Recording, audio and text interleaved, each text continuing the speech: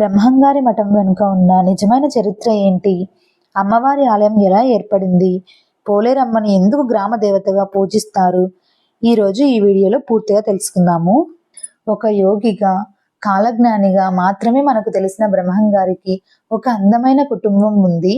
ఆయన వైవాహిక జీవితం ఎలా సాగింది? ఆయనకు ఎంతమంది పిల్లలు? అలాగే ఆయన మనవరాలైన మఠంలోనే సజీవ సమాధి చెందిన శ్రీ ఈశ్వరమ్మ గారి మహిమలు ఏంటి? ఈరోజు వీటన్నిటి గురించి పూర్తిగా తెలుసుకుందాం. Welcome back to our channel crazy బావమర్దలు. థంబ్నెయిల్ చూడగానే మీకు అర్థమయ్యే ఉంటుంది మేము ఎక్కడికి వెళ్ళాము అని. వీడియోలోకి వెళ్ళిపోయే ముందు మన వీడియోని ఫస్ట్ టైం చూస్తున్నట్లయితే సబ్స్క్రైబ్ చేసుకోవడం మాత్రం మర్చిపోకండి. లేట్ చేయకుండా వీడియోలోకి అయితే వెళ్ళిపోదాము. ఈరోజు మా పెద్దత్త వాళ్ళు పోలేరమ్మకి మొక్కుబడి ఉంటే ఆ మొక్కు తీర్చుకోవడానికైతే వెళ్తున్నారు. మా బంధువులందరినీ కూడా పిలిచారు. 3 years నుంచి అనుకుంటున్నారు అమ్మవారికి మొక్కు తీర్చుకోవాలి అని. ఇప్పటికి కుదిరింది. బ్రహ్మంగారి మఠంలో ఉన్న పోలేరమ్మ టెంపుల్కి వెళ్తున్నారు. మా ఊరు నుంచి అక్కడికి వెళ్ళడానికి 2.5 hour జర్నీ అయితే పడుతుంది. అందుకే మా అత్త వాళ్ళు ఎర్లీ మార్నింగ్ 5:30కే స్టార్ట్ అవుతున్నారు.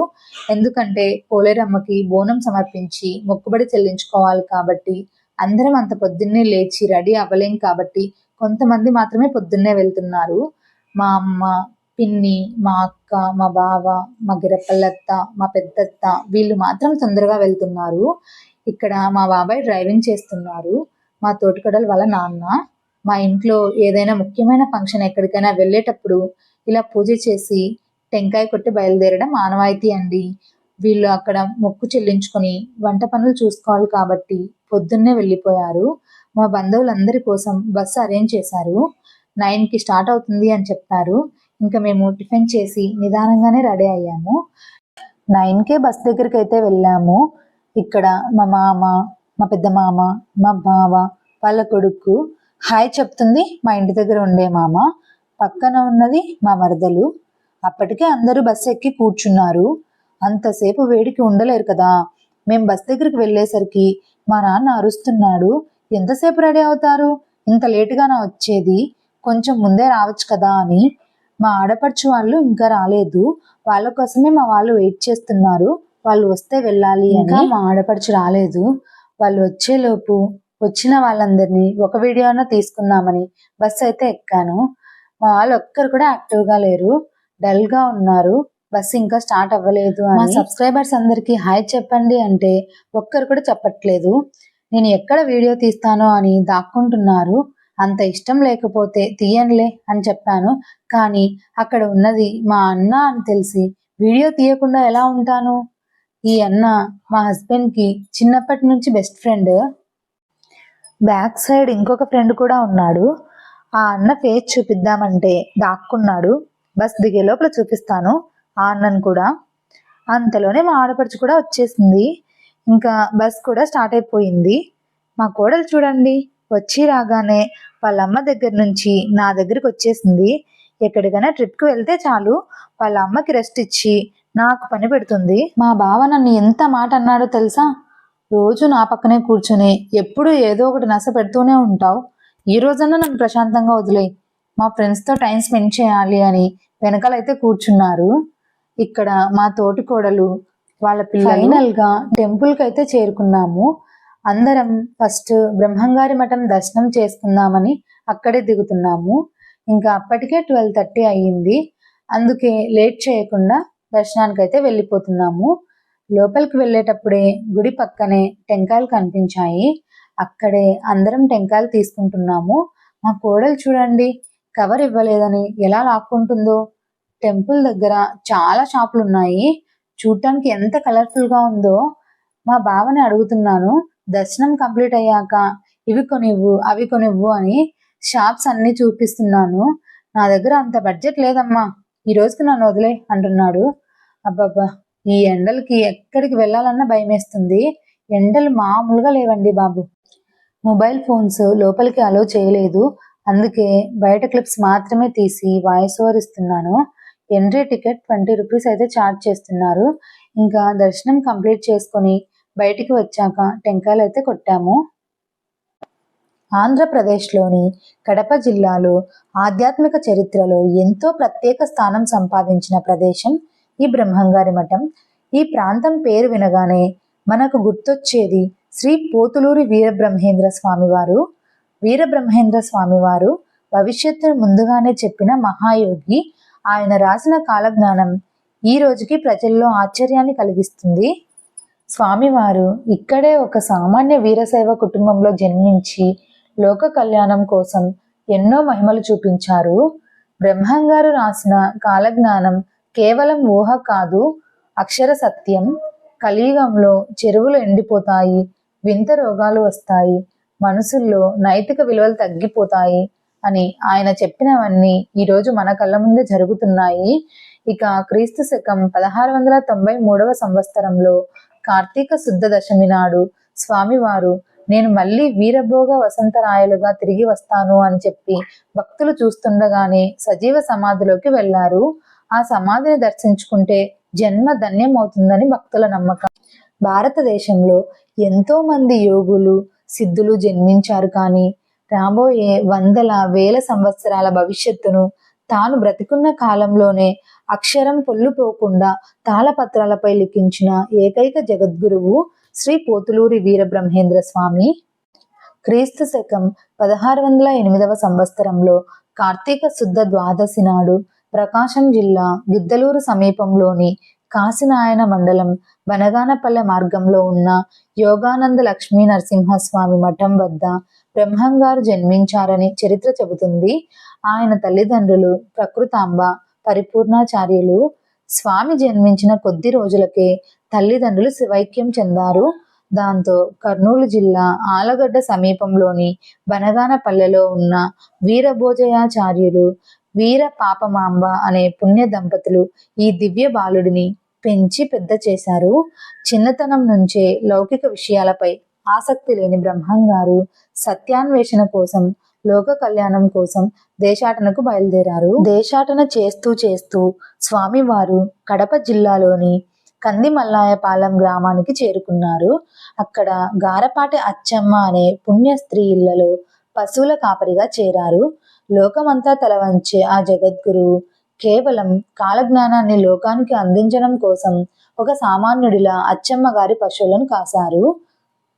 పశువులను మేపడానికి వెళ్ళినప్పుడు రవ్వలకొండ గుహలలో కూర్చొని ఆయన భవిష్యత్తును దర్శించేవారు. అక్కడే తాళపత్రాలపై కాలజ్ఞానం రాయడం ప్రారంభించారు.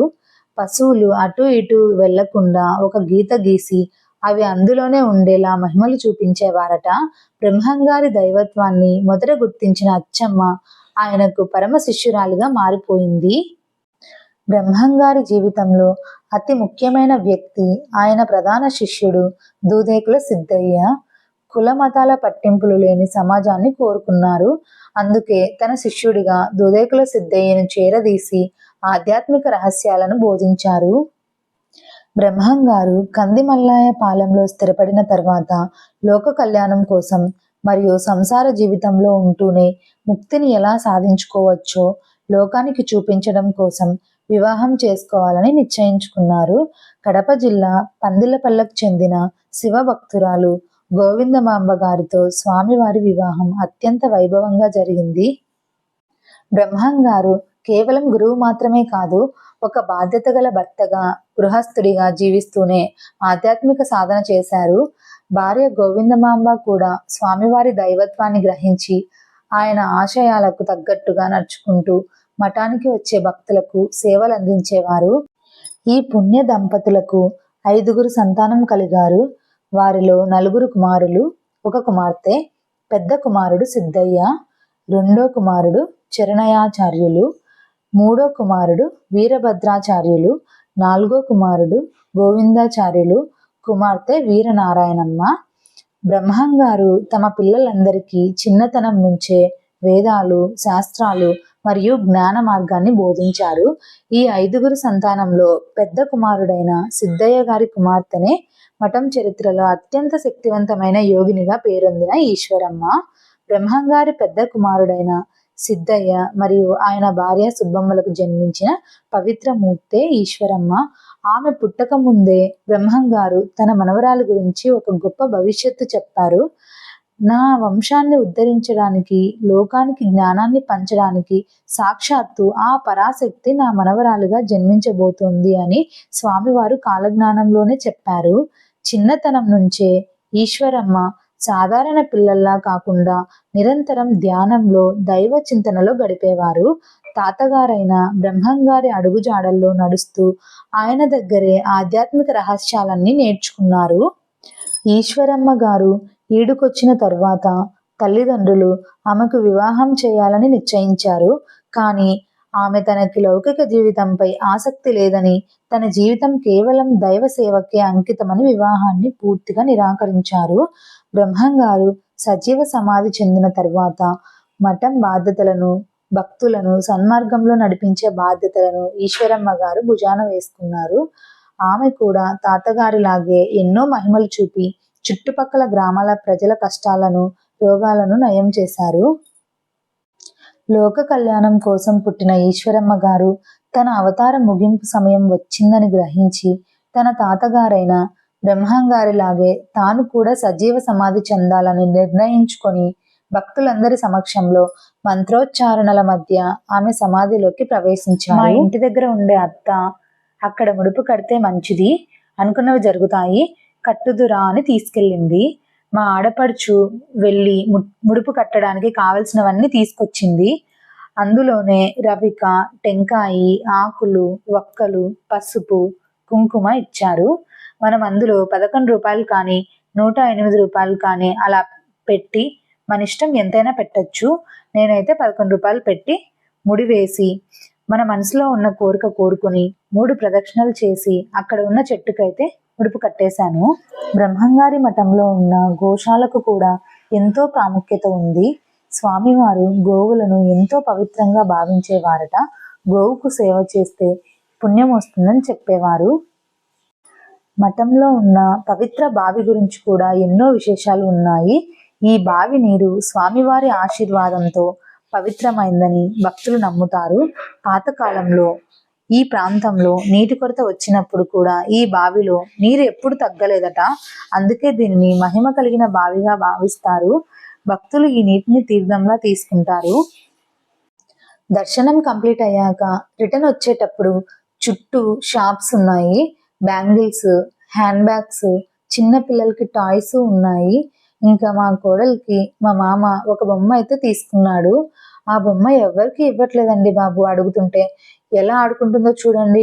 అక్కడి నుంచి పోలేరమ్మ టెంపుల్కి అయితే వెళ్ళాము. కేవలం బ్రహ్మంగారి మఠమే కాదు, ఇక్కడి గ్రామ దేవత పోలేరమ్మ అమ్మవారి ఆలయానికి కూడా ఒక ప్రత్యేకమైన చరిత్ర ఉంది.